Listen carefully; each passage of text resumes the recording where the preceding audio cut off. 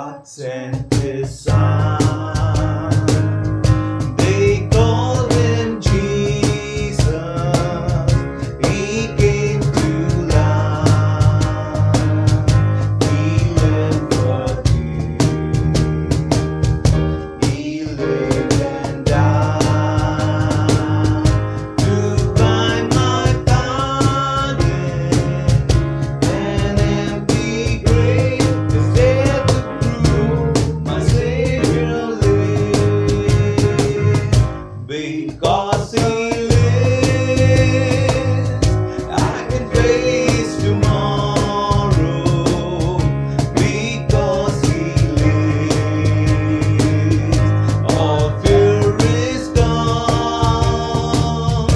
Because I know, yes I know, He holds my future. And life is worth the living just because He lives. How sweet to hold a newborn baby and feel the pride and joy He brings. But greater still,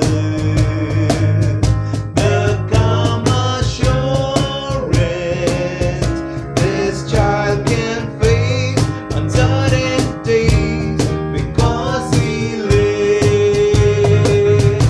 Because He lives, I can face tomorrow.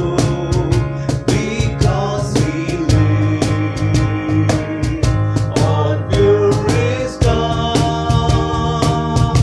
Because I know, yes I know, He holds my future. And life is worth the living just because He lives. Because He lives. Because He lives, I can face tomorrow. Because He lives, all fear is gone. Because I know, yes I know, He holds my future. And life is worth the living just because He lives. கர்த்தருக்கு ஸ்தோத்திரம். இந்த நாள் தேன்துளி நிகழ்ச்சியிலே இந்த நாளிலே உங்களை நான் மீண்டும் சந்திப்பதில் அதிக மகிழ்ச்சி அடைகிறேன். இந்த நாள் ஒரு உயிர்த்தெழுந்த நாள். ஆண்டவராய் இயேசு கிறிஸ்து தாம் சொன்னபடியே 3ஆம் நாளிலே உயிர்த்தெழுந்ததான். அதை தான் நாம் ஈஸ்டர் பண்டிகை என்று கொண்டாடுகிறோம். அந்த ஈஸ்டர் அந்த நாளிலே தேவன் இயேசுவை மரித்தோரிலிருந்து எழுப்பினார். அவர் கல்லறையில் இல்லை, அவரை கல்லறையில் வைத்தார்கள். ரோமச்சேவர்கள் அந்த கல்லறைக்கு முத்திரையிட்டார்கள், காவல் இருந்தார்கள். பூமி அதிர்ச்சி ஏற்பட்டதைப் போல இருந்தவுடனே இயேசு வெளிப்பட்டார் என்று பார்க்கிறோம். இயேசு தம்முடைய மரண சரீரத்திலிருந்து உயிர்த்தெழுந்த சரீரத்தை பெற்றுக்கொண்டு வெளியிலே வந்தார். இது ஒரு பெரிய அற்புதமான ஒரு நிகழ்ச்சி. உலகத்தில் நடக்க முடியாத ஒரு காரியம். இதை கர்த்தர் தேவன் செய்தார். இந்த வேளையில் சுவிசேஷங்களிலே பார்க்கும் பொழுது, லூக்கா எழுதின சுவிசேஷம், மத்தேயு எழுதின சுவிசேஷம், இவர்களிலே பார்க்கும் பொழுது அவர் தாம் சொன்னபடியே உயிர்த்தெழுந்தார், அவர் இங்கே இல்லை என்று சீஷர்கள் தேவதூதர்கள் அந்த பெண்மணிகிட்ட சொன்னாங்க. இதுதான் மிக முக்கியமான ஒரு காரியம். அவர் தாம் சொன்னபடியே உயிர்த்தெழுந்தார். அந்த கல்லறையானது அவரை கட்டுப்படுத்த முடியவில்லை. அவர் உயிரோடு எழுந்து ஜீவன் உள்ளவராய் காணப்பட்டார் என்று பார்க்கிறோம். அவர் எப்படி வந்தார், அதை தான் இந்த நாளிலே நான் உங்களுக்கு பார்க்க போகிறேன். அப்போஸ்தலனாகிய பவுல் எபேசியருக்கு எழுதின நிருபத்தில் 19வது வசனம் இப்படியாக சொல்லுகிறது. எபேசியர் 1:19, தாம் கிறிஸ்துவை மரித்தோரிலிருந்து எழுப்பி, தாம் என்று சொன்னால் தேவன், அவரிடத்தில் நடப்பித்த தமது பலத்த சத்துவத்தின் வல்லமையின்படியே விசுவாசிக்கிறவர்களாகிய நம்மிடத்திலும் காண்பிக்கும் தம்முடைய வல்லமையின் மகா மேன்மையான மகத்துவம் இன்னதென்று நீங்கள் அறியும்படிக்கு அவர் உங்களுக்கு பிரகாசமான மனக்கண்களை கொடுக்க வேண்டும் என்று வேண்டிக் கொள்கிறேன் என்று பவுல் சொல்கிறார்.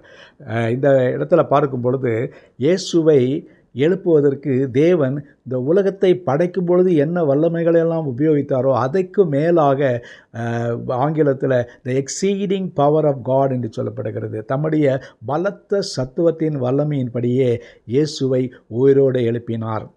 அதற்கு அவர் கிரயம் செலுத்த வேண்டியதாயிற்றது. இது தமக்கு கீழ்ப்படிந்ததான தம்முடைய மகனாகிய குமாரனாகிய இயேசுவை எழுப்புவது என்று சொன்னால் ஒரு எளிதான காரியம் அல்ல. அவர் எதற்காக மரித்தார் என்று சொன்னால் உலகத்தின் சர்வ லோகத்தினுடைய பாவங்களுடைய அதை நீக்கும்படியாக, நிவர்த்தி செய்யும்படியாக, கிருபாதார பலியாக மரித்தார். ஆனால் அப்படிப்பட்ட நிலையில் இந்த உலகத்தினுடைய பாவங்களெல்லாம் அவர் மீது வைக்கப்பட்ட பொழுது அவரை மீண்டுமாக அந்த மரித்தோரிலிருந்து பாதாளத்திலிருந்து எழுப்பி வர செய்வது ஒரு கடினமான ஒரு செயலாக இருந்தது. ஆனால் தேவன் பார்க்கும் பொழுது அவருக்கு எளிது அல்ல. ஆனாலும் கூட அவர் தன்னுடைய மகத்துவமான சத்துவத்தின் வல்லமையை அனுப்பினார் என்று பார்க்கிறோம்.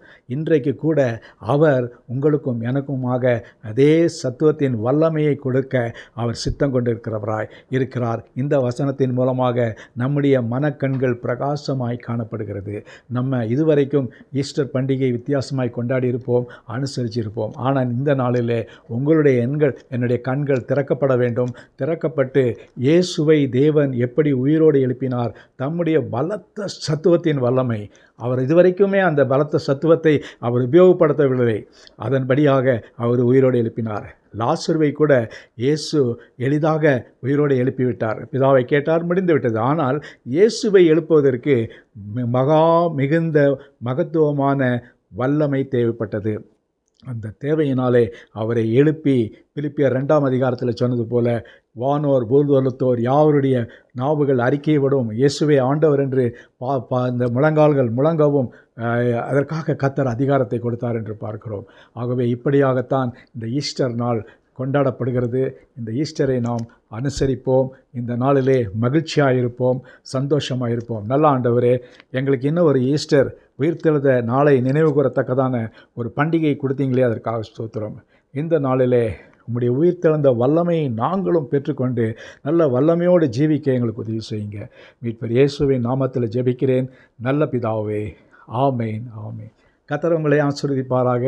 இந்த நாள் ஒரு வெற்றியின் நாளாக, உயிர்த்தெழுதலின் வல்லமையை பெற்ற நாளாக நமக்கு அமையட்டும். Praise the Lord.